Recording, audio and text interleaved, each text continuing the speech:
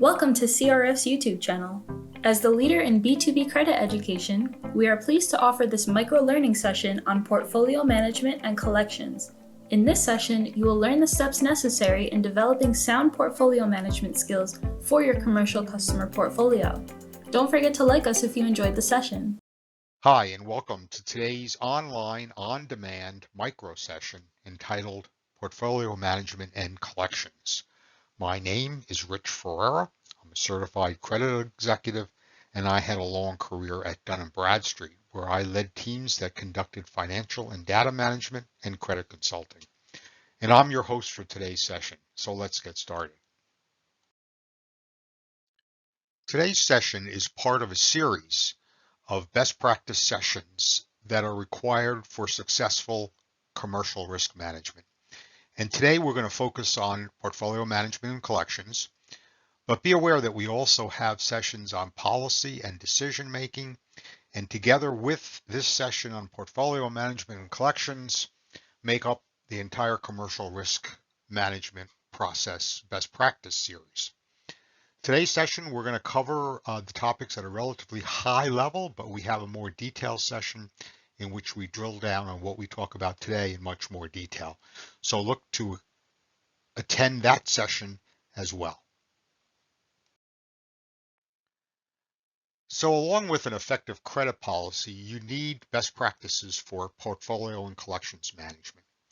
And for today's session, we're going to focus the discussion around 4 key areas: know your portfolio, evaluate your portfolio, apply rules, and then take action. These particular steps or best practices should then support your credit policy in terms of processes and procedures that support the specific areas in your credit policy that apply to collections and portfolio management. Before we get started with drilling down into those 4 key areas, let's talk a little bit about what portfolio management is. It's the ability to strategically place your customer base into segments for review, analysis, and action. By segmenting your accounts, you will ultimately be able to effectively drive operational processes, consistently and accurately assess account risk, meet and exceed your credit department goals and objectives, and drive profitable overall business results.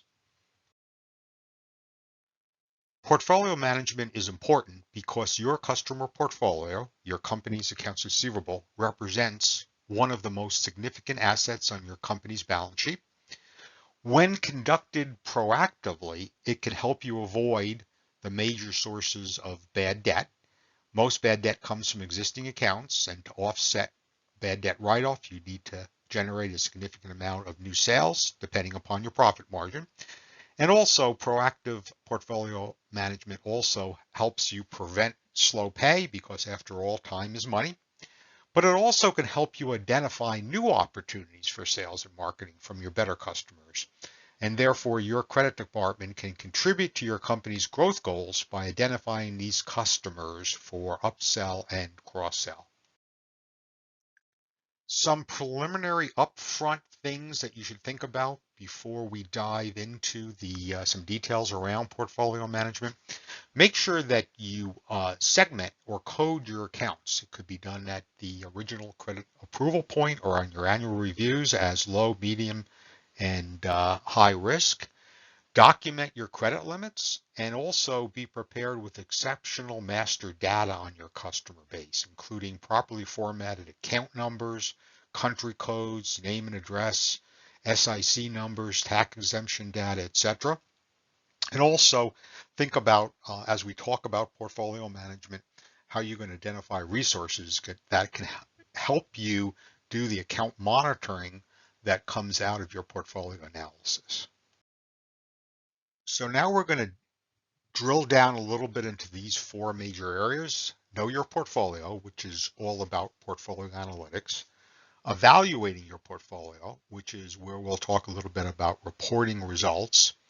How to apply rules to the different groupings or cohort groups that you create from evaluating your portfolio and knowing your portfolio, and then applying some rules on how you're going to monitor those groups of customers, and then take action. How and when will certain collection treatments, cross-sell and upsell opportunities be triggered so that you, based on your monitoring, your reporting and portfolio analytics, will be prepared to take the most important steps based upon the segmentation of your customers. So here are the best practices at a very high level for these four major areas. First is knowing your customer. This is where overall you're going to be performing portfolio analytics. You're going to analyze your customer base based upon certain key data elements. I suggest you start with demographic data. It could be regional data of where customers are located, industry data, etc. You may identify certain segments that are more risky than others then by adding your accounts receivable aging analysis to that. And then use your internal and external risk data to layer in, to build upon another view of your customer base, additional looks at your data to determine which portions are more or less risky using internal and external risk data. And then overall, you segment then by demographic data and then build upon it with this AR and risk data to get certain groups that then are cohort groups that then you will move into your evaluate your customer group section. Well, then you can decide that certain groups are high, medium, low risk. You can use as many segmentation groups of risk as you think is necessary to manage your business. And then use certain reporting software, Microsoft Excel, business intelligence tools that are available in the marketplace then to articulate how these groupings have separate risk categorizations that you should think about differently in terms of the next steps, which are monitoring and taking action. For certain of these segments or cohort groups created in your prior steps, then you need to determine appropriate monitoring rules.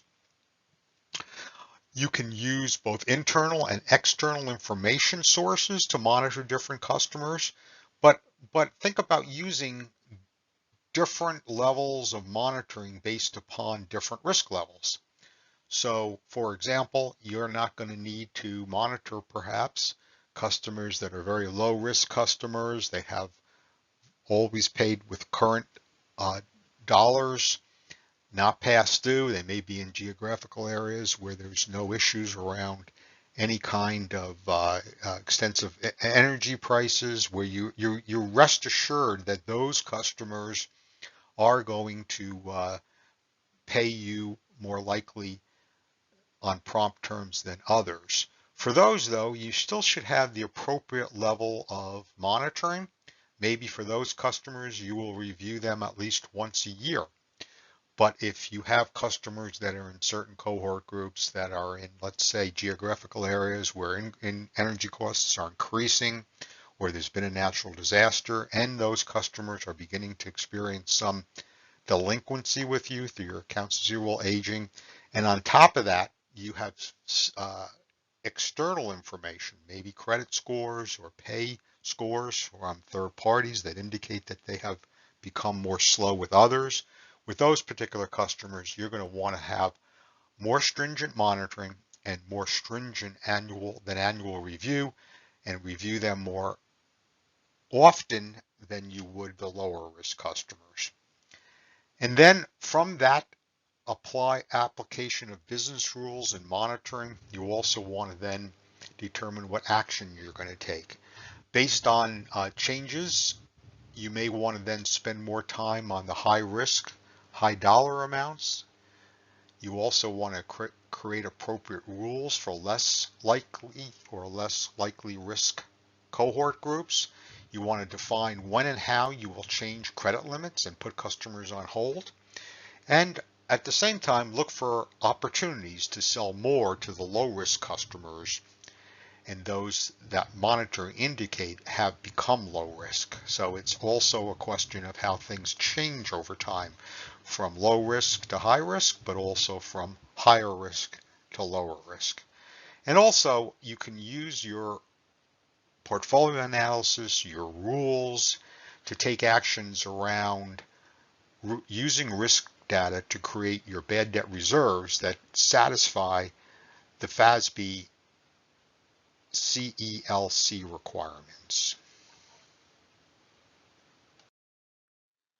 So that ends our high-level overview of best practices for portfolio and collections management. Keep in mind that these best practices should support your credit policy. They should be the processes and procedures that support your credit policy when it comes to how you're going to manage your existing accounts. We do have a more detailed session on these 4 areas that we talked about today. So know your portfolio, evaluate your portfolio, apply rules, and take action. During that more detailed session, we show a lot of examples of both how to evaluate a portfolio and then how to apply rules and take actions with examples. So thanks for joining today's session, and we look forward to you attending one of our other sessions as well.